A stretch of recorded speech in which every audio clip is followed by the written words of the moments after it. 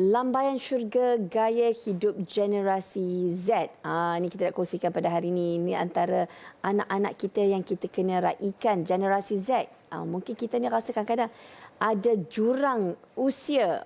Tapi kita kena faham barulah mereka pun kalau kita dekati emosi dan jiwa anak-anak ni, barulah mereka pun senang nak mendengar kata dan berkomunikasi dengan generasi yang lebih bukan tua, matang. Masya Allah. Bersama dengan kita dengan nak menghuraikan dengan lebih lanjut ni, memang Tok Abah yang pastinya faham jiwa anak-anak dan cucu-cucu ni, Datuk Dr. Haji Muhammad Fazilah Kamsah, yang merupakan ikon penyatim. Ahlan, Datuk. Terima kasih, Alhamdulillah, Kak Farah. Ni semua cucu-cucu lah, nah. Ni cucu-cucu. Anak-anak saya lah. Macam tu. Kita raikan mereka boleh, Datuk, kita sebut nama mereka. Ya. Sebab semua datang duduk tunggu nak tengok nama dan wajah mereka di kaca TV ni. Makcik kenakan Muhammad Khairul Haikal Hamidi, berusia 15 tahun. 15 tahun. Muhammad Irwan Danish Abdullah 16 tahun. Putri Ani Arni Abdul Malik 16 tahun. Dan Nur Izzati Muhammad Jumsi 15 tahun. Ahlan. Ini semua pelajar-pelajar pintar, insyaAllah. Topik dia hari ini ialah, kalau sebelum-sebelum ini pasal tentang tanggungjawab kita menjaga anak yatim. Tapi hari ini tentang hidup dan lifestyle anak-anak zaman kini. Jadi, Datuk, macam mana kita nak... kita faham memang berubah masa. Mau tak mau, kita ni kadang-kadang ada pergolakan antara dua generasi, tiga generasi kan. Dan kita ni nampak, kita ada kematangan, kita nampak janganlah pergi jalan tu kan. Tapi itulah hakikatnya, inilah lifestyle sekarang. Jadi kita yang matang ni, macam mana kita nak uruskan pergerakan lifestyle lifestyle anak-anak ni? Mampukah kita boleh buat? Adakah formula? Baik, terima kasih Kak Farah. Bismillahirrahmanirrahim. Terima kasih, dan anak-anak yang dikasih, bukan makcik lah, akak, kakak lah, janganlah. Makcik, ni umur anak-anak saya ni, 14 tahun anak saya tahu. Allahumma selamat. So, salah satu perkara yang kadang-kadang kita terlepas pandang ialah satu Q, ya. Selalu orang cakap IQ, EQ, SQ. Satu Q ialah IGQ, Intergeneration Quotient. Bagaimana kita dapat memahami, ya, kata tu generasi yang berbidang. Ni generasi Z ni, generasi yang memang luar biasa. Lahir-lahir je dah ada handphone kat tangan. Jadi satu perkara yang kadang-kadang kita kena ingat bahawa setiap anak ni satu anugerah Allah. Dan anak ni anugerah Allah juga fitnah. Yang ini ujian. Jadi kalau kita tadbir anak kita dengan lifestyle yang betul, maka dia akan jadi aset, akan doakan mak bapa, akan jadi wahana untuk mak ayah dan keluarga masuk syurga. Tapi kalau kita salah didik dengan lifestyle yang silap, maka takut mereka akan jadi liability dan menjadi petaka dan takut mendorong mak ayah masuk neraka. Jadi itu sebabnya itulah na'udzubillah min zalik. Jadi itu sebabnya Tok Abah selalu teringat pesan. Itu yang hebatnya pesan seorang manusia biasa. Tapi ada satu juzuk Quran, satu surah khas untuk dia. Luqmanul Hakim ni manusia biasa, bukan Nabi, tapi punya hebat cara dia mendidik. Dan apa pesan Luqmanul Hakim pada anak-anak dalam membentuk satu lifestyle yang Allah redha? Pertama sekali, dalam surah Luqman ayat 17, cantik. Ini selalu orang rujuk, ya. Ya bunayya aqimis solah. Ya, wahai anak kesayanganku, ya, aqimis solah, jaga solah, ya. Wa'mur bil ma'ruf wanha 'anil munkar, dan apalah kita menyeru kepada yang kebaikan dan mencegah kemungkaran, melarang kepada kemungkaran, ya. Wasbir 'ala ma asabak, ya. Dan mudah-mudahan kita sentiasa bersabar, ya.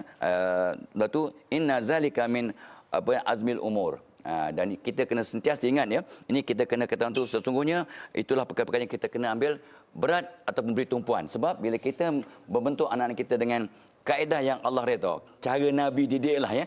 Cara Nabi didik anak-anaknya macam itulah kita kena ikut.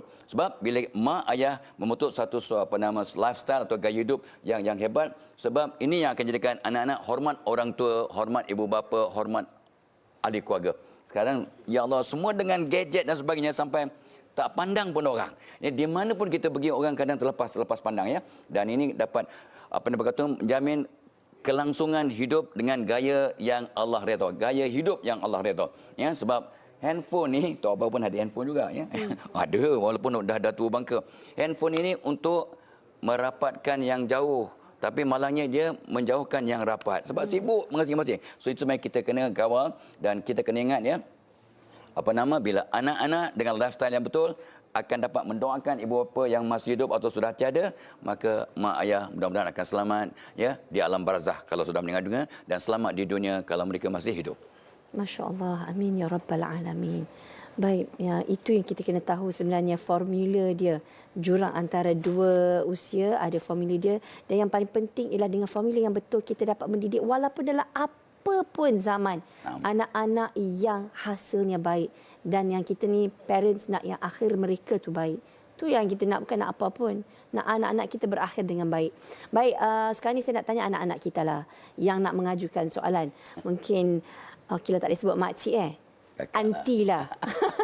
Aunty, kena sama juga. Tak boleh ni anak-anak saya punya umur. Datuk. So, ada yang nak tanya soalan?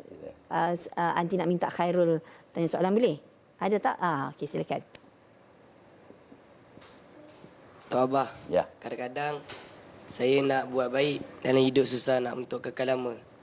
Bagaimana cara nak biasakan perkara baik kekal lama dalam hidup kita supaya kita lazimi selalu? Wow, beratnya soalan ni sangat baguslah untuk anak-anak remaja. Macam mana nak istiqamah berbuat baik. Bukan main ya. Sebenarnya Allah bagi kita akal, bagi kita iman, bagi kita berbagai-bagai sumber untuk jadi baik. Ya, dan selalu Tok Abah pesan pada diri Tok Abah, pada anak-anak, pada cucu, ya, in ahsantum li anfusikum. Kalau kita buat baik, maka kebaikan itu akan patah balik kat diri kita. Ya, wa in asatum falaha. Kalau kita buat jahat, maka kejahatan itu kesannya pada kita juga. Ini daripada mana ni? Daripada surah Al-Isra ayat 7. Ini very simple. In ahsantum li anfusikum. Li anfusikum, ya. Bila kita buat baik, kebaikan itu kan patah balik kat kita. Dan Nabi pesan, ini sangat pentinglah. Daripada hadis riwayat At-Tabrani, khairun nas, ni biasa ni. Khairun nas anfa'uhum linnas. Sebaik-baik manusia orang yang paling banyak memberi manfaat, kebaikan pada orang lain. Jadi soalannya macam mana nak kekal tu? Okey, Tok Abah selalu pesan pada orang, kalau nak kekal buat baik, masukkan dalam doa. Ud'uni astajib lakum. Kau minta aku perkenan.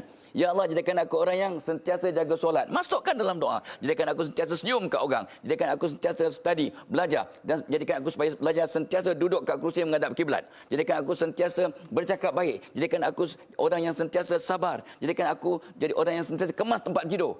Jadi apa kebaikan yang kita nak kekalkan, masukkan dalam doa. Satu. Yang keduanya, ramai orang dibubuh kat wallpaper dia. Lihat, ingat kita akan buat. Jadi iklankan kepada diri. Ya, letak kat dinding, ya, letakkan aku budak SPM, aku nak dapat 10A dalam SPM. Contohnya, letak kat dinding. Lihat, ingat kita buat. Iklankan. Yang ketiganya, cara terbaik untuk pesan pada diri, pesan kat orang.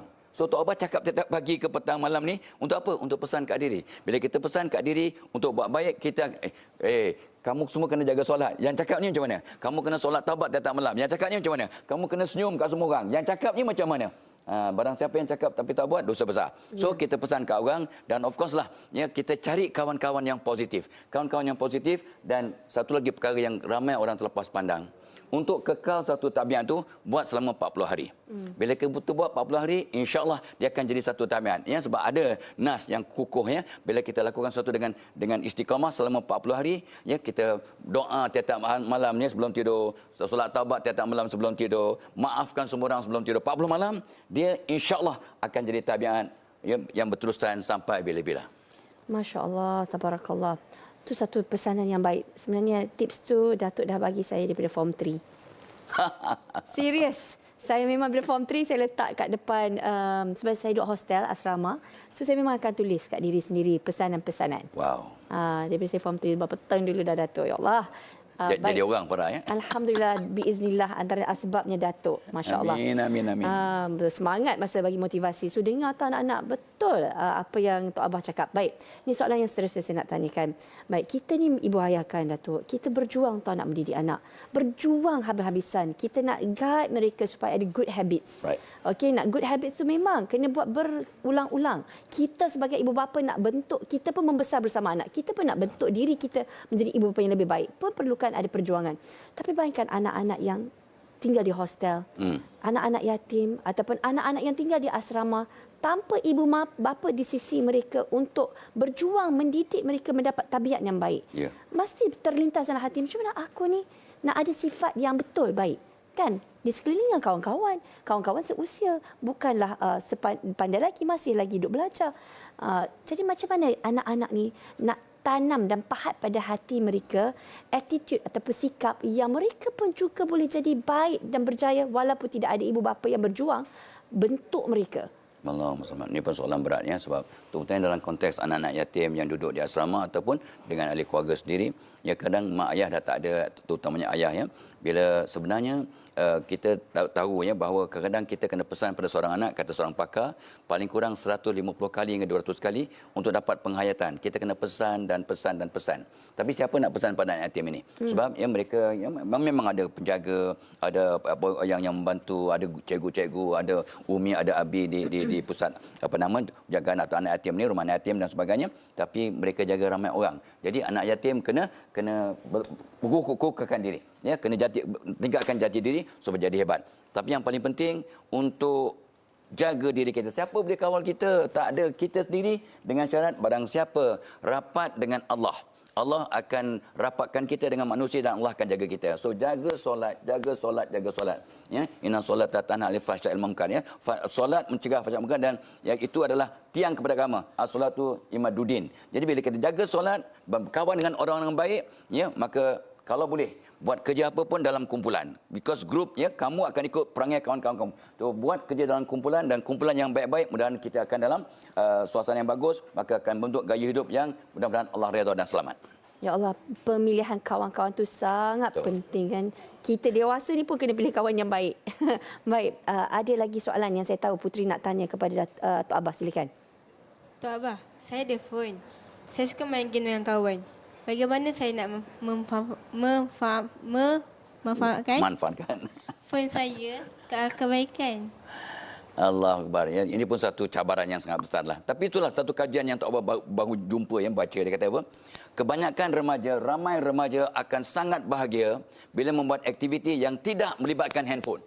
Baru Tok Abah tahu. Rupanya walaupun yang semua, ya, hampir semua orang yang ada handphone akan sibuk dengan handphone. Bukan itu benda yang membahagiakan mereka, menceriakan mereka. Itu satu habit, tapi tidak menceriakan. Jadi, cari satu aktiviti yang buat dalam kumpulan. Buat study group. Ya, study online. Buat ya. Dan Tok Abah suka yang walaupun dah tua bangka, ya, Tok Abah akan cari apps turun Quran. Ayat Quran dan banyak 2-3 apps yang ada ni. Yang macam-macam cara. Yang betulkan tajwid, yang menjelaskan maksud ayat-ayat, perkataan-perkataan tertentu. Ada app. Jadi, bila ada app, yang dalam Quran ya, tentang Quran kita akan baca dan baca dan baca. Ini akan bantu kita. Dan of course lah, masuk WhatsApp group ke kumpulan yang positif. Itu gunakan dan gunakan handphone ini untuk belajar, untuk ingat cari bahan dan sebagainya. Ingat pesan Tok Abah tadi, remaja akan banyak lebih gembira bila melakukan sesuatu bersama kawan tanpa menggunakan handphone. Dia happiest at the most dengan cara itu, bukan dengan handphone, insya-Allah. Masya Allah, ada kajian medical. Ya. Masya Allah. So jadi kurangkan main game. Bukan Kak Depa aja, Kak kita apa sama. Yeah. Okey. Alright. Dan akhir katalah Datuk kan, kita bagi nasihat kepada kami sedikit tentang bagaimana pentingnya kita perlu menjaga anak yatim dan bagaimana kita boleh terlibat dalam kempen APIA untuk sama-sama berjuang dalam menjaga dan mendidik ahli masyarakat ni.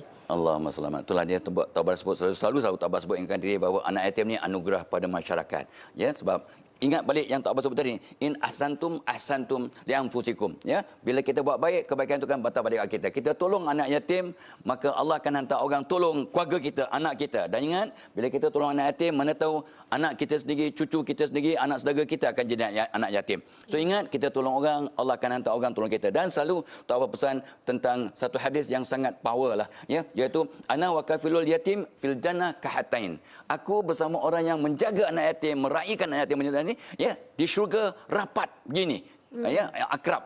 Jadi untuk kita jaminan bersama Rasulullah, jom kita tolong raihkan anak yatim, insya-Allah. Baik. Jelas sekali. Baik para penonton, ambil maklumat yang tertera di kaca TV. Cepat-cepat buat transfer kerana ini adalah salah satu platform saham akhirat kita. Kita jaga anak-anak ni. Ni semua anak-anak kita. Kita kena pastikan bukan saja anak kita berjaya, tapi anak-anak yatim di sekitar kita semuanya berjaya. Ini generasi pelapis kita, insya-Allah. Jazakallah khairan kathiran Datuk. Terima kasih anak-anak. Okey, ambil dan semat pesanan Datuk. Ni saya pun daripada dulu pegang pesanan Datuk. Tahu walaupun ada beberapa sesi kita panggil masa tu. Masya-Allah. Baik para penonton, kita rehat seketika. Terus memberi sumbangan sekarang tanpa melengah-lengahkan masa dan terus bersama kami di Assalamualaikum.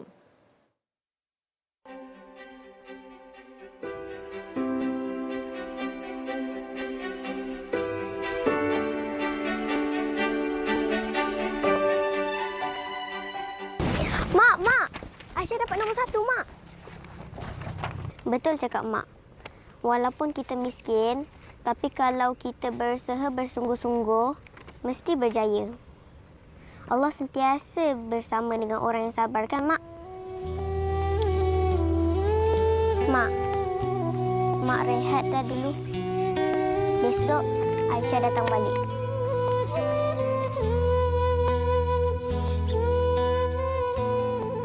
Berilah sedikit senyuman di wajah mereka dengan berinfak ke Persatuan Kebajikan Anak Yatim Malaysia.